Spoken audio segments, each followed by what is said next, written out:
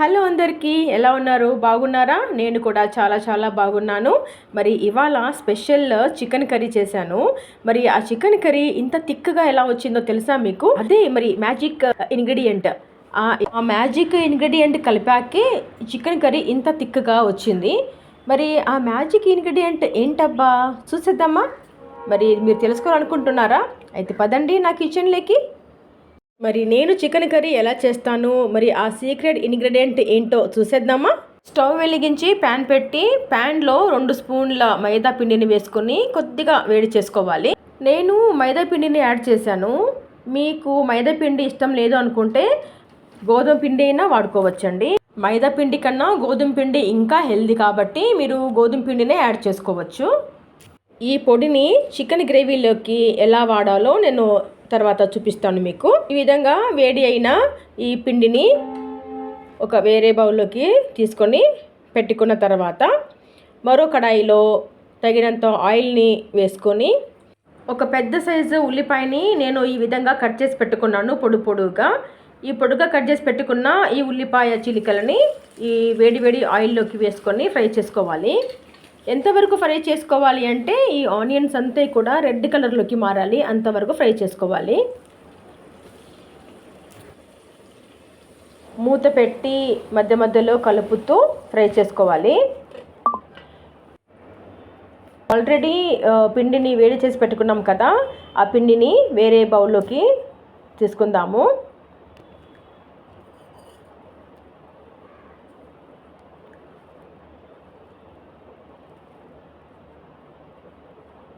పిండి అంతా కూడా వేరే బౌల్లోకి తీసుకున్న తర్వాత ఇందులోకి వాటర్ని యాడ్ చేసుకుందాము.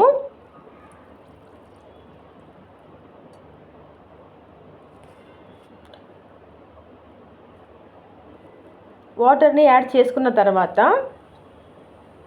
బాగా కలుపుకోవాలి. ఎక్కడ కూడా ఉండలు లేకుండా కలుపుకోవాలి. ఈ పాత్రని కొద్దిసేపు పక్కన పెట్టేసుకుందామండి. మూత పెట్టి పక్కన పెట్టేసుకుందాము. ఉల్లిపాయలు మంచిగా ఫ్రై అయిపోయాయి.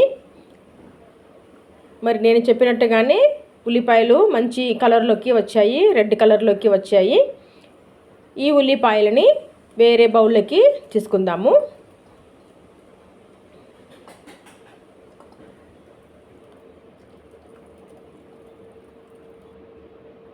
ఈ విధంగా తీసి పెట్టుకున్న ఈ ఉల్లిపాయలు బాగా చల్లగైన తర్వాత మిక్సీలో రుబ్బుకోవాలి. ఇక నెక్స్ట్ వచ్చేసి ఉల్లిపాయలు ఫ్రై చేసి పెట్టుకున్న తర్వాత మిగిలిన ఆయిల్లోకి బాగా శుభ్రంగా కడిగి పెట్టుకున్న ఈ చికెన్ పీసెస్ని ఒక్కొక్కటిగా వేసుకొని ఫ్రై చేసుకుందాము. చికెన్ కడిగేటప్పుడు మరి చికెన్కి నిమ్మరసం కానీ లేకుంటే వెనిగర్ కానీ వేసుకొని చికెన్ను మనము క్లీన్ చేసుకుంటే చికెన్లో ఉన్న ఆ నీచు వాసన అంతా కూడా పోతుందండి. ఈ విధంగా శుభ్రంగా కడిగి పెట్టుకున్న చికెన్ అంతా కూడా ఆయిల్కి వేసుకొని ఫ్రై చేసుకోవాలి. ఆయిల్లో చికెన్ని వేసుకొని ఫ్రై చేసుకున్నప్పుడు పీసెస్ చాలా సాఫ్ట్గా ఉడుకుతాయండి. యూజువల్లీ మనము చికెన్ని బాగా కడిగేసి ఉప్పు పసుపు వేసి ఉడికిస్తాం కదా, అప్పుడు చికెన్లో వాటర్ చాలా బయటికి వచ్చేసి మరి చికెన్ ఉడకటం చాలా నిదానం అవుతుంది, తొందరగా ఉడకదు. ఈ విధంగా ఆయిల్లో చికెన్ని వేసి ఉడికిస్తే పీసెస్ చాలా తొందరగా ఉడుకుతాయి. ఇందులోకి 1 స్పూన్ సాల్ట్ని యాడ్ చేసుకొని మంచిగా కలిపేసి ఉడికించుకోవాలి. ఇలా మధ్యలో కలుపుతూ ఫ్రై చేసుకోండి. ఈ విధంగా ఆయిల్లో మనము ఫ్రై చేసుకుంటున్నాం కదా, ముక్క అనేది చిదకకుండా మంచిగా సాఫ్ట్గా వస్తుంది. ఇప్పుడు ఇందులోకి ఇంకొంచెం సాల్ట్ని యాడ్ చేసుకుంటున్నాను. చికెన్ ఉడికేలోపు మనము ఈ చికెన్ గ్రేవీకి కావలసిన డ్రై మసాలా పొడిని రెడీ చేసుకుందాము. ఇక్కడ నేను చూపించిన ఈ మసాలాలన్నీ కూడా సన్నటి సెగ మీద ఫ్రై చేసుకోండి.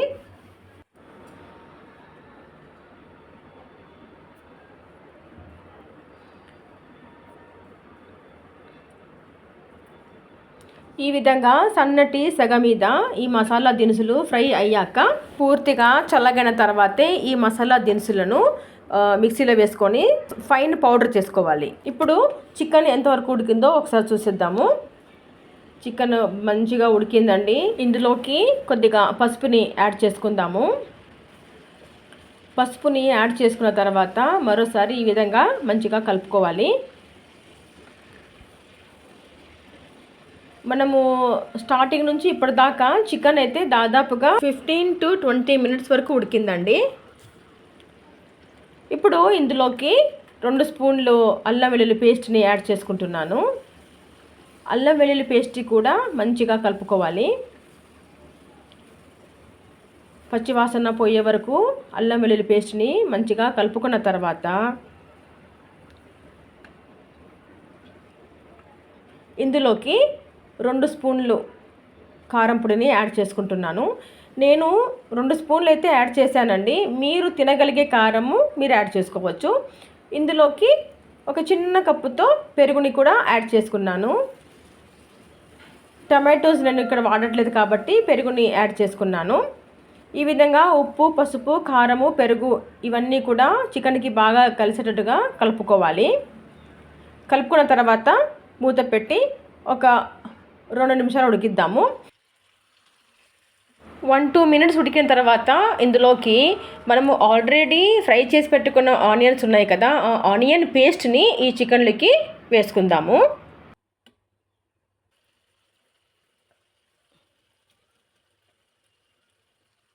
ఆనియన్ పేస్ట్ని చికెన్లకి వేసుకొని కలుపుకోండి. ఆనియన్ పేస్ట్ వేసిన తర్వాత ఇందులోకి మన సీక్రెట్ ఇంగ్రీడియంట్, అదే మనము వేడి చేసి పెట్టుకున్న మైదా పిండి మిశ్రమం ఉంది కదా, ఆ మిశ్రమాన్ని ఈ చికెన్లోకి వేసుకొని కలుపుకోండి. ఈ మిశ్రమాన్ని చికెన్లోకి వేసుకున్న తర్వాత తగినంత వాటర్ని ఎక్స్ట్రా యాడ్ చేసుకొని హై ఫ్లేమ్లో ఒక 2 మినిట్స్ ఉడికించుకోండి చాలు. ఎందుకంటే ఆల్రెడీ చికెన్ బాగా ఉడికిపోయింది. ఇంకా మూత పెట్టేసి ఒక 2 మినిట్స్ హై ఫ్లేమ్లో ఉడికించుకున్న తర్వాత ఇందులోకి ఆల్రెడీ మనము రెడీ చేసి పెట్టుకున్న డ్రై మసాలా పొడి ఉంది కదా, ఆ పొడిని ఈ చికెన్లోకి కలుపుకోవాలి. ఒకసారి బాగా కలిపేసుకొని డ్రై మసాలాని వేసిన వెంటనే స్టవ్ని ఆఫ్ చేసుకొని ఉప్పు, కారం తగ్గినట్లయితే ఈ స్టేజ్లో యాడ్ చేసుకొని ఇంకా స్టవ్ని ఆఫ్ చేసుకొని సర్వ్ చేసుకొని తినడమేనండి. అంతే ఫ్రెండ్స్, గుమ్మగుమ్మలాడే సీక్రెట్ ఇంగ్రీడియంట్తో చికెన్ గ్రేవీ అయితే రెడీ అయిపోయిందండి. చూస్తున్నారు కదా ఈ స్ట్రక్చర్ ఎలాగుందో. మరి చాలా టేస్టీగా ఉంటుందండి. మరి నీళ్ళు ఎక్కువైనా ఇచ్చిన చాలా పలచగా అయినా కూడా ఈ విధంగా 2 స్పూన్లు గోధుమ పిండి అయినా మైదా పిండి అయినా 2 స్పూన్లు నీళ్ళలో కలిపేసుకొని ఈ విధంగా చికెన్లో వేసి ఉడికించినట్లయితే ఇంత థిక్ కన్సిస్టెన్సీలోకి చికెన్ గ్రేవీ అయితే రావటం జరుగుతుందండి. మరి ఎంతో టేస్టీ అయిన ఈ చికెన్ గ్రేవీ రెసిపీ మీకు నచ్చిందనేసి నేను అనుకుంటున్నాను. మరి మీకు గనక నా రెసిపీ నచ్చినట్లయితే లైక్ చేయండి, షేర్ చేయండి. అదేవిధంగా మీరు ఇంకా నా ఛానల్ని సబ్స్క్రైబ్ చేసుకోలేదు అంటే వెంటనే సబ్స్క్రైబ్ చేసుకొని నన్ను ఎంకరేజ్ చేయండి ఫ్రెండ్స్. మరి ఈ రెసిపీ మీరు కూడా ట్రై చేసి మీకు ఎలా వచ్చిందో కామెంట్ ద్వారా నాకు తెలపగలరు. మరి ఈ సీక్రెట్ ఇంగ్రీడియంట్ కలిపిన తర్వాత చికెన్ గ్రేవీ ఎలా వచ్చిందో మీరు చూసారు కదా. మరి ఆలస్యం ఎందుకు, మీరు కూడా ఒకసారి ట్రై చేసేయండి. బాయ్ అండి, థ్యాంక్ యూ ఫర్ వాచింగ్.